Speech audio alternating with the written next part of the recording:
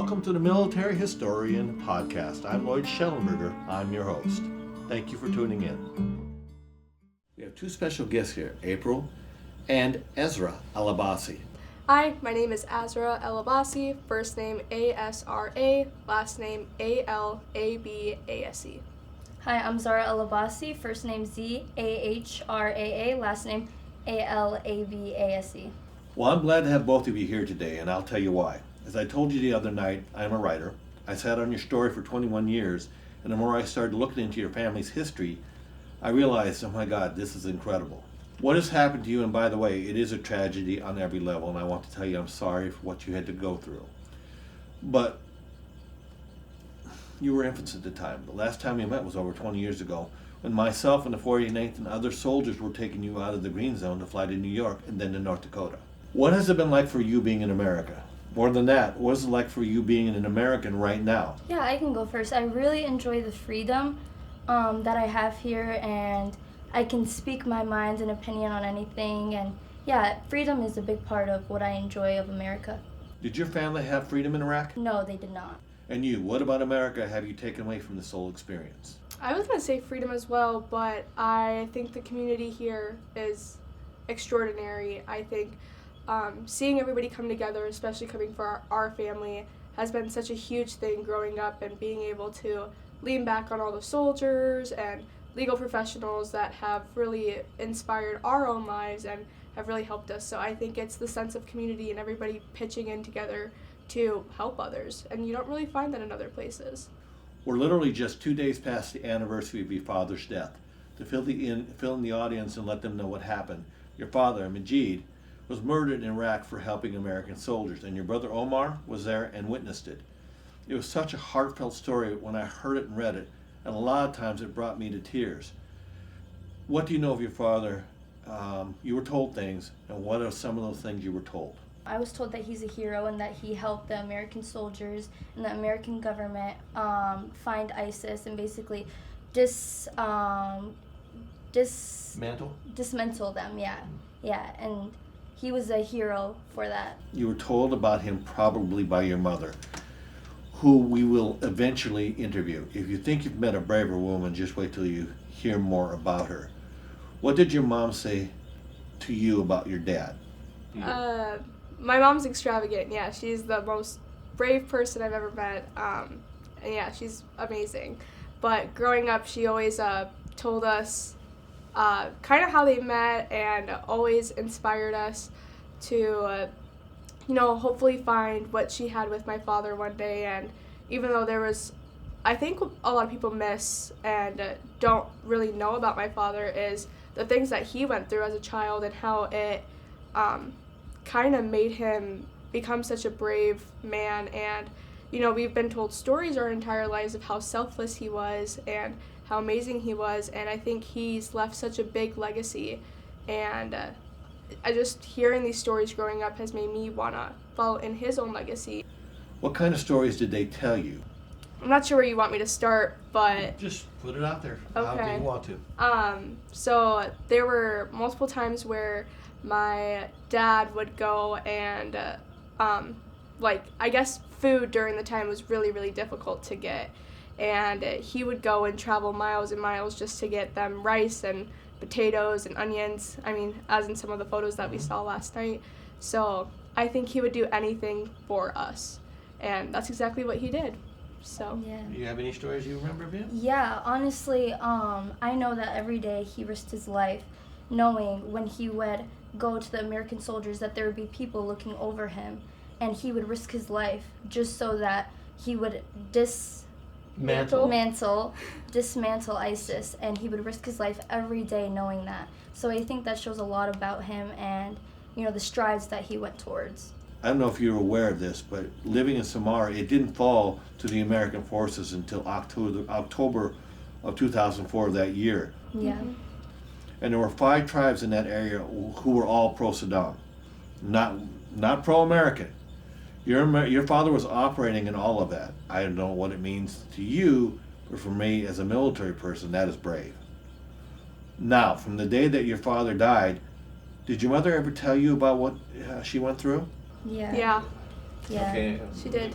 She said it was a really difficult day because she had overheard that Omar was with our dad, and so when she heard that Majid, our father, was dead, she thought Omar was dead too. She had no idea if he was alive, really if he was okay or anything.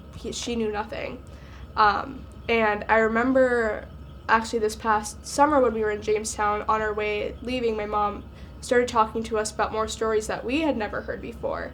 And she said how fearful that time was because all of an instant it was, now there was a bounty on Omar, and then it was my mom not only just lost her husband but has to protect all of her children.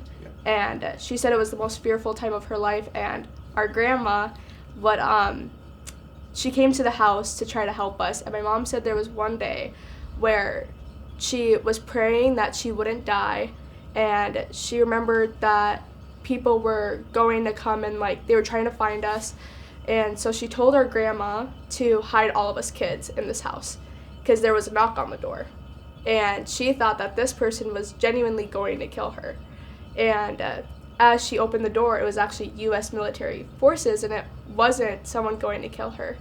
So it was a very relieving moment for my mom after days of just thinking she was going to die. So was it Captain Grant Wills and Shane Beckert at the door? I believe so. I'm not sure 100%. A lot of heavy influence in your family. Yeah, it was. She mentioned Shane, and she said that she did say Shane she jumped into Shane's arms, and that she was just relief, and she just felt like a breath of fresh air because she risked her life, and she protected all of us, right? She put us all in a room and a closet.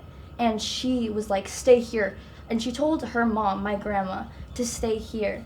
And she was like, if you go out, then we're all going to die. So she put us in the closet, or she put my family in the closet, and she went to the door thinking that she was going to die. And, if they found her, then she would just be dead. But thankfully, it was Shane Beckert who was at the door and really just, kind of rescued my mother and my family.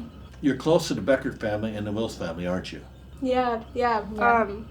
Will's daughter and I have been really close friends ever since we were young, and we still have a super close relationship. So it's really nice being connected and close with some of the people who risk their lives to save ours. And the 141st has become a second family, hasn't it? Yeah, It has. Speak to me about what people should really take away from the Iraqi war.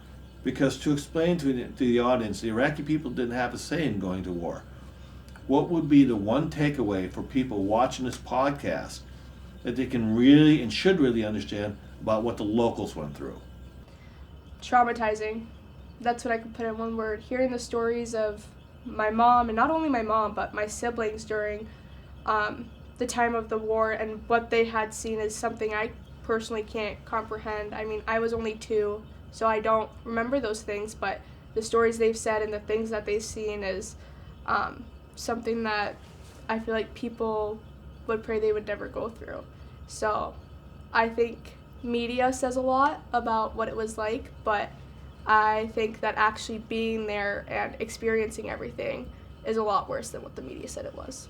It's true. Yeah. What would you have to say to I would say, it's really traumatizing for the people back home, and there's a lot of lives that were lost, unfortunately, and because of that, people emphasized it and made it look into something that it's not, and that there was multiple lives that were lost on both sides, which is very unfortunate, but it was just very traumatizing and very, risky, everything. So yeah. I don't know the exact number of Iraqi civilians that died in the war, but the reason we don't know the exact number is that a lot of Iraqis would bury their dead without death certificates. But I know you have a pretty good idea what the number might be because you understand the culture. I remember I was told once by a girl, you have no understanding what has happened here. And your culture doesn't understand it because people have been dying in this country for a long time. It's just part of what's happening here. And to a certain extent, America's involvement in it made it worse. For a long time, actually. I don't know if that could have been prevented. But I know there were a lot of people who would say under Saddam, there was more organization, but you couldn't trust the government. In retrospect, what was your opinion on what you saw in the war and what it did to the country? Yeah, the war was a really long time, and I think even after the 2005 war, when we ended up leaving Iraq, just living in North Dakota, there were so many different times in a span of multiple different years where my mom would get phone calls from her brothers and sisters saying, oh hey, like there's bombs, like we could literally die. Like it wasn't just over when we left, it was a continuous fight. And I think looking back retrospectively, it kind of put a negative view on Iraq, and I think we just went back to Iraq this October, and I think for the longest time the media scared me because it showed, oh, this is what Iraq is like, you know, there's so much terrorism there, there's this and that happened after the war, and going back actually was super eye-opening because it's nothing like that. Okay. Yeah, it has progressed a lot in over 20 years. Like, there's more freedom back there than there was 20 years ago. Every place is open and more opening towards women specifically. But yeah, Iraq back then used to be very corrupt, and there was good parts and there was bad parts, of course, any government. But yeah, it's definitely progressed, you know, as a place like Baghdad and that, and it's literally beautiful back there. There's so many eye-catching things like Mutanebi, Elif Lele Walele. They're all like places that you can go to that are very beautiful, and they've definitely built on the destruction that's been passed over 20 years.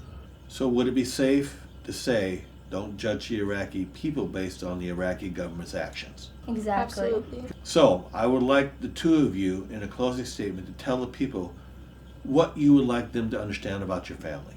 So I would say my family, we're very close-knit. We love everyone. We're very, very giving, and we have even more love to give. We're close-knit because of everything that happened back then, and I don't want people to get the wrong idea of us and any idea or that we betrayed our people back home, or we betrayed like the American soldiers by any means. It's nothing like that. We did everything to protect everyone around us and our family. So yeah. I'd have to agree with her. I think our family is one of the closest families I think I've ever met. We're so loving towards one another, and no matter what happens in our life, we make sure that nothing will tear us apart, considering the fact that we lost our dad at such a young age and went through so many things. And I just think that, you know, people think, oh, we came to the U.S. and we got it easy and all these things, but I think what people don't realize is even when we got here, it was a fight for so many years. And to be called an American has been one of the hardest things until we actually got those documents, and it's like, we're actually Americans now. Okay, so what I want to say to you two, I read your dad's story. If there ever was a person that needed to be called a hero and not a traitor, it was him. But your father knew he was going to die, and he asked Grant and Shane to take care of his family. Did they do that? Yeah. They did. Yeah. One thing is, I know my dad knew that he was gonna die. You know, back then, my brother Ahmed, you know, he had a dream that my dad died, and he told my dad, and my dad he said, Ahmed, I know I'm gonna die. And so he knew the days leading up that this was gonna happen and that he was gonna be killed, you know, but unfortunately that happened, and luckily Omar, you know, because he was with him, you know, Omar, He saved Omar. Yeah, exactly. And it's just a crazy thing to experience for Omar, and that's his side that I can't say because that's for him to say, but I just know that my dad saved him and did everything to protect us and protect everyone around him, including the soldiers and the Americans that helped us. And, you know, yeah. I want to thank April and Asra Al-Abase for being here today. These are two brave young ladies who are part of a rich family history. The Al-Abase history is rich, and both of these two deserve respect for what they have gone through and what they have been part of. And I want to thank them for being here. Thank you. Yeah, Really thank you. appreciate it. That's it for the Military Historian Podcast. I'm Lloyd Shellenberger, your host. Tune in for more podcasts on the PNN Academy. Thank you.